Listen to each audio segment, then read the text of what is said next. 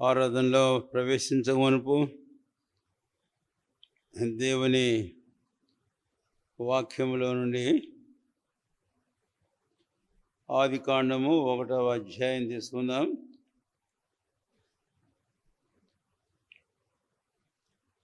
మూడవ వచనము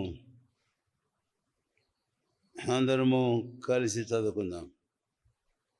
ఆదికాండం 1వ అధ్యాయము 3వ వచనం అందరము కలిసి చదువుకుందాం. దేవుడు వెలుగు కమ్మని పలుకగా వెలుగు కలిగెను. ప్రార్థన చేసుకుందాం. ప్రియమైన మా తండ్రి యేసు ప్రభు వారి శ్రేష్టమైన నామమున మీకు వందనాలు చెల్లిస్తున్నాం. మా ప్రభు దినమందు కీర్తన ద్వారా మేము కలిసి మిమ్మల్ని ఆరాధించి కనపరిచాం. మీరేమై ఉన్నారో, మీరు ఏం చేశారో, అటు మీ అద్భుతమైన కార్యాల గురించి మేము మిమ్మల్ని ప్రశంసించి స్తుతించినట్లుగా అనుగ్రహించిన తరుణానికై మీకెంతో స్తోత్రాలు చెల్లిస్తూ మిమ్మల్ని కనపరుస్తున్నాం. మీ వాక్యాన్ని మాకు దీవించి మీ కొరకైన ఆరాధన, స్తుతి, కృతజ్ఞత ఆత్మతో మమ్మల్ని నింపుమని యేసు నామమున వేడుకొనుచున్నాము తండ్రి, ఆమేన్. పాడిన 3 పాటల్లో 2 ప్రాముఖ్యమైన సంగతులు మీరు చెప్తారా? ఏంటి ఆ 2 ప్రాముఖ్యమైన సంగతులు? 3 పాటల్లోనూ పదే పదే రావడం మనం చూస్తాం. అంటే మీరు పాడినట్టు లేరు కదా? వెలుగు మంచిదే, కొట్టంగా కొట్టంగా కొట్టంగా.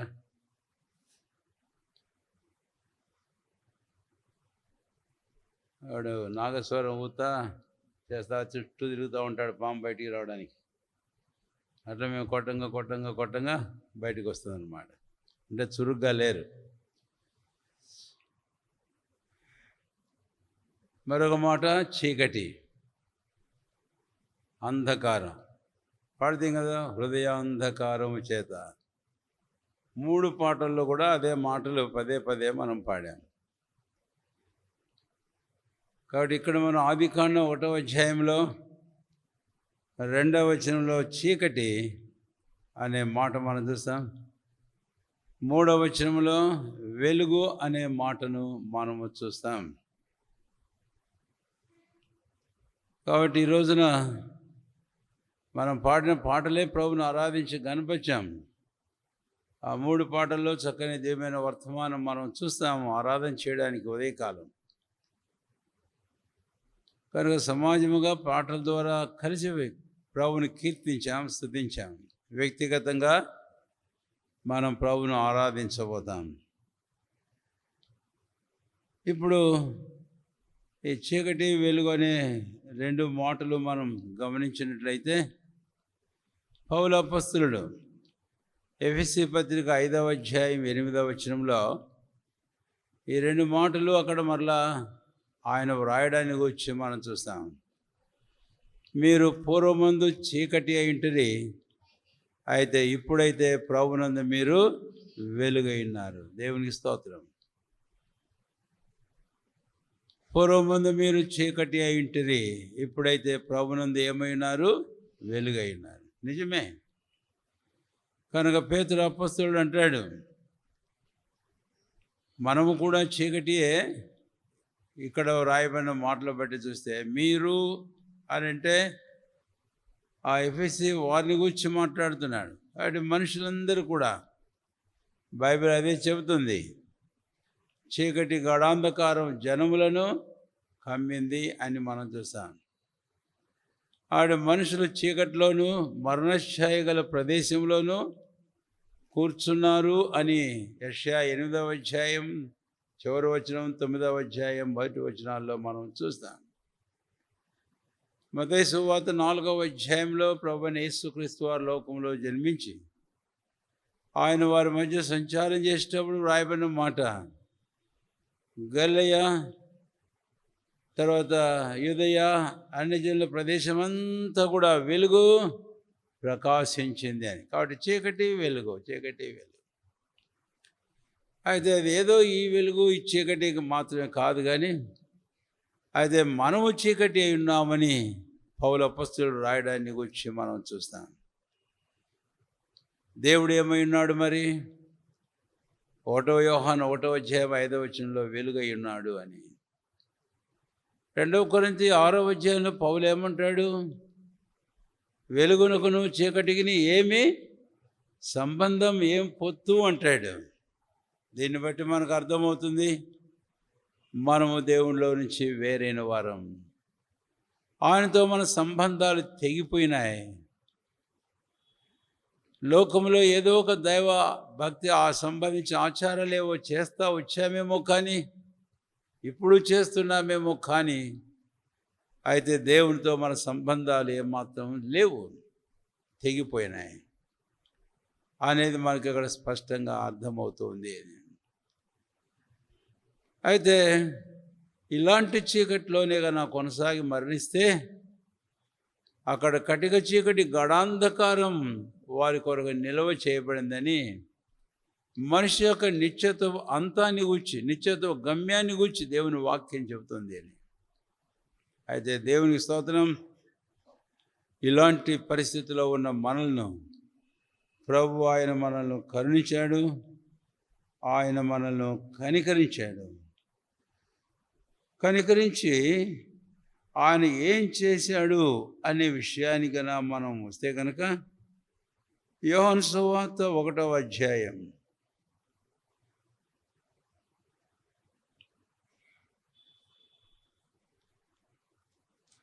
యోహాను సువార్త 1వ అధ్యాయం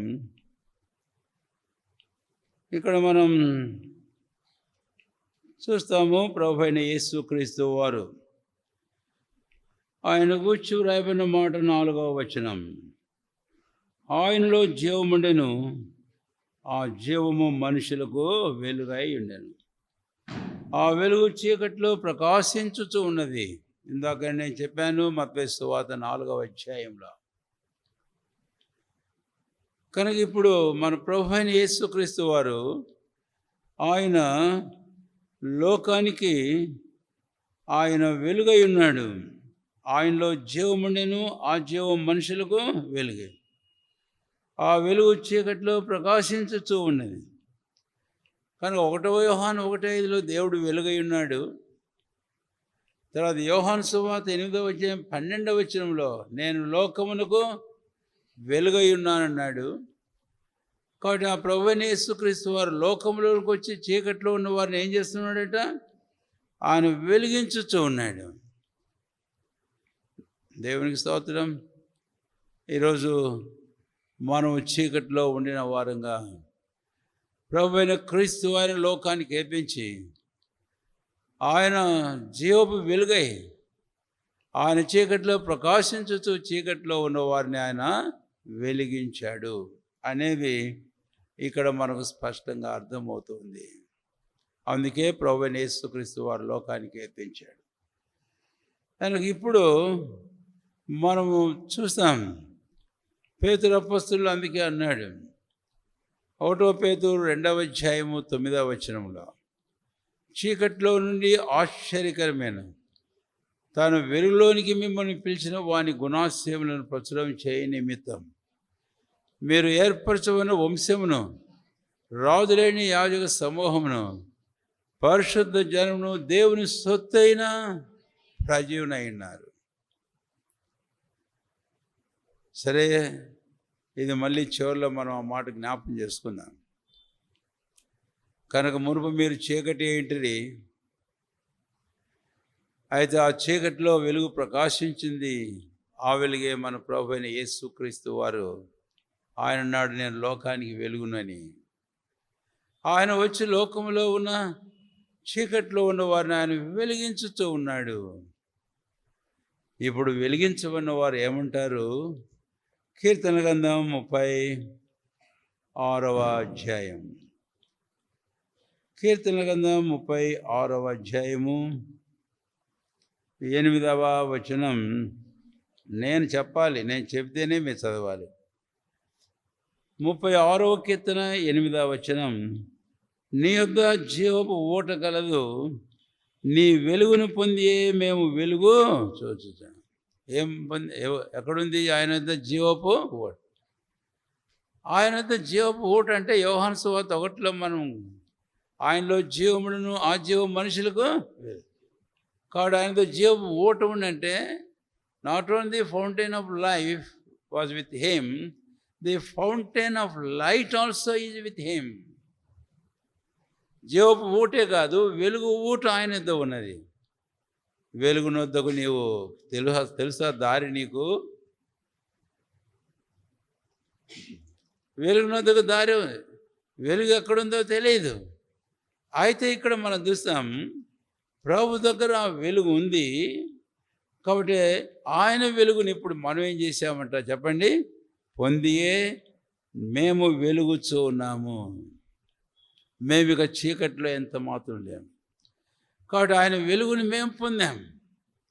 ఎంతమంది ప్రభు అయిన యేసుక్రీస్తునందు విశ్వాసం ఉంచి ఆయన విశ్వాసానికి విధేయులై ఆయన రక్త ప్రోక్షణ కిందికి తెచ్చుకున్నారు. అలాంటి వారందరినీ ప్రభు తన వెలుగు చేత వారిని నింపి ఉన్నాడు కాబట్టి అలాంటి వారు చెప్పగలరు, అవును మునుపు చీకటే ఇంటిని, అయితే ప్రభు అయిన యేసుక్రీస్తు వారు లోకాన్ని వెలుగుగా వచ్చావయ్యా, నువ్వు వచ్చి చీకట్లో ఉన్న నన్ను వెలిగించావు. ఆ వెలుగు నీ వద్దనే ఉంది. ఈరోజు ఆ వెలుగుని నేను పొంది నేను వెలుగుని ఏం చేస్తున్నాను? చూచుచూ ఉన్నాను అని నిశ్చయంగా ప్రభును ఆరాధించి ప్రభును మనం ఘనపరచగలము అని. ఇప్పుడు ఈ సందర్భం మనం యోబు గ్రంథానికి మనం తీసుకొని వెళితే 33వ అధ్యాయం యోబు గ్రంథం దయచేసి 28వ వచనం అందరము కలిసి చదువుకుందాం. 28వ వచనం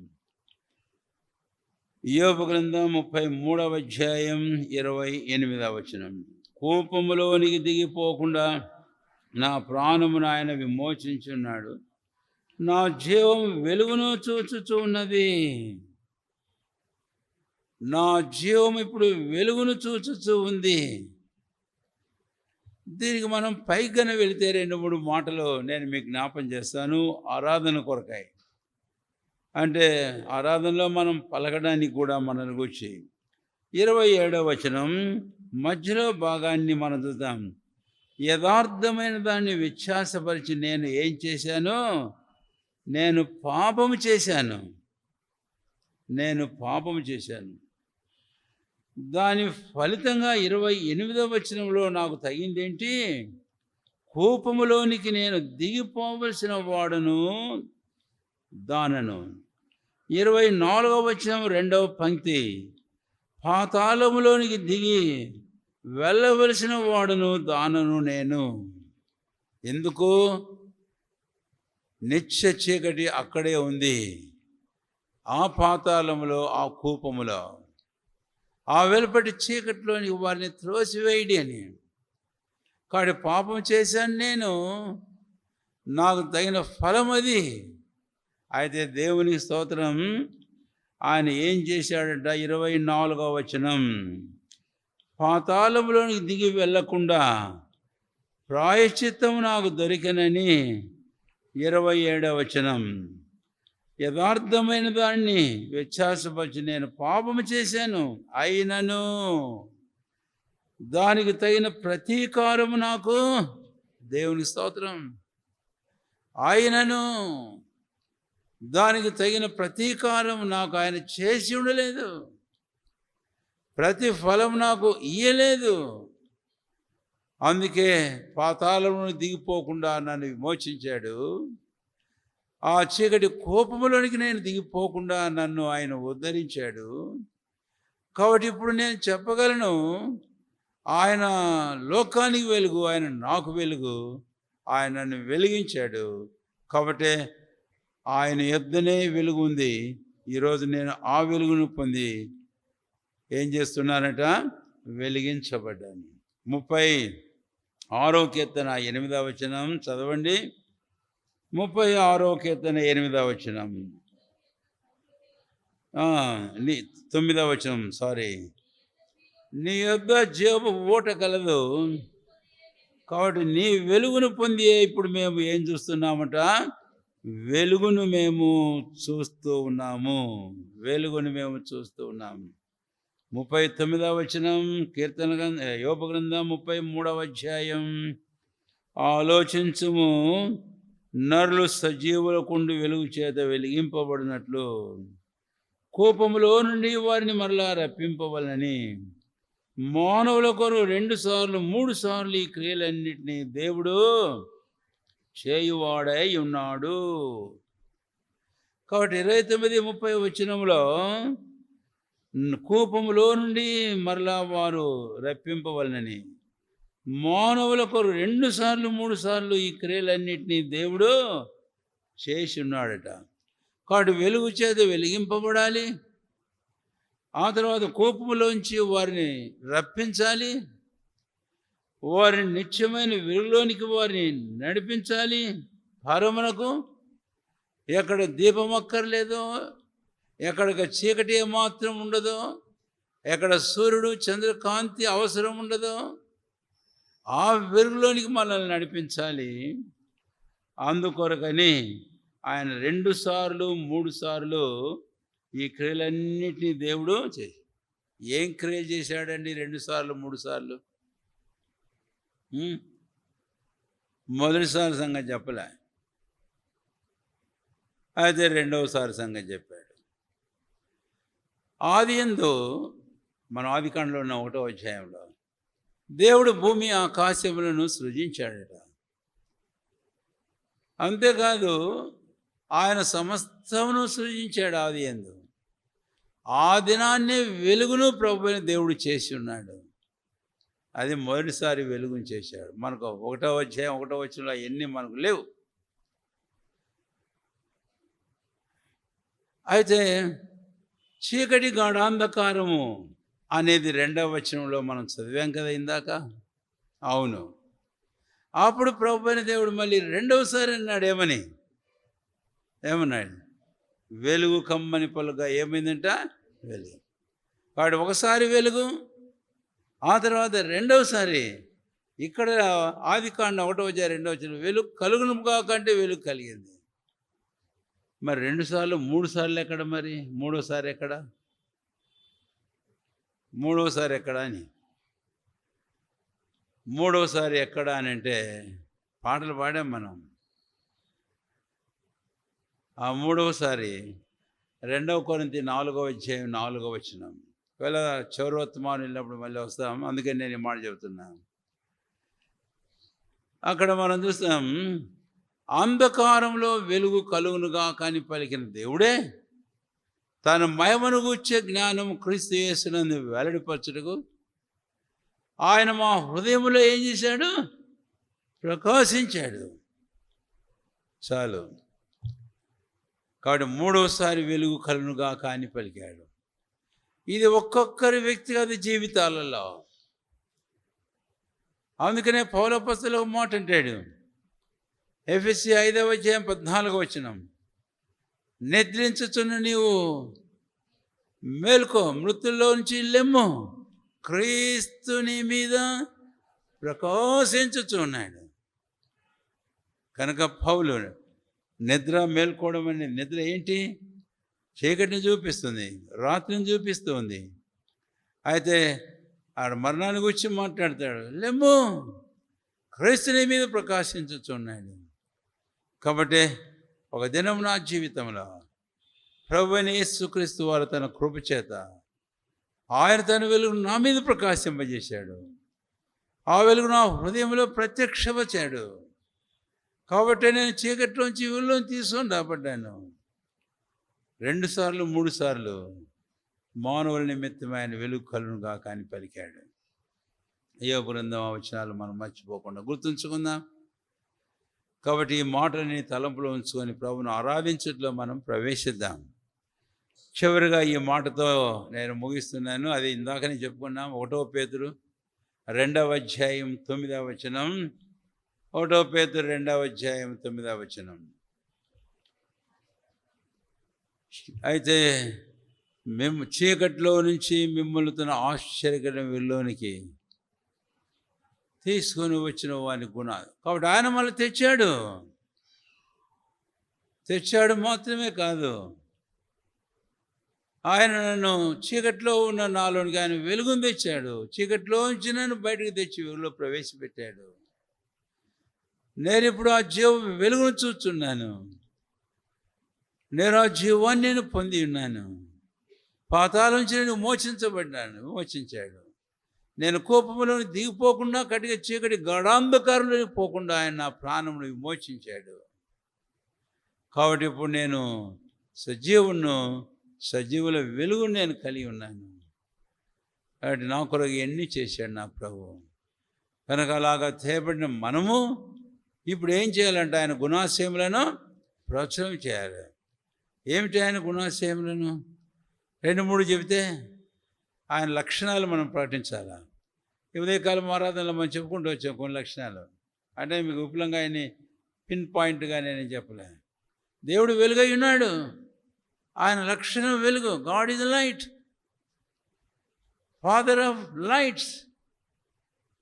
ఆయన జ్యోతిర్మయుడు తండ్రి. దేవా నీవు జ్యోతిర్మయుడు, నీవు వెలుగు నీ యొద్ద ఉంది. నీవే ఆ వెలుగై ఉన్నావు, నీవే ఆ మహిమై ఉన్నావు, నీవే ఆ జీవమై ఉన్నావు. కాబట్టి నీవే ఆ వెలిగించువాడు. కాబట్టి ఇవి ఆయన గుణాశయములను, ఆయన కార్యములు ఇవి. వాటిని ఊచిలాగా ప్రచురించడం అనేది మనం చేస్తాం. అదే ఆరాధన. అందుకని ఈ తలంపులు మన హృదయంలో ఉంచుకొని ప్రభును ఆరాధించడంలో మనం ప్రవేశిద్దాం.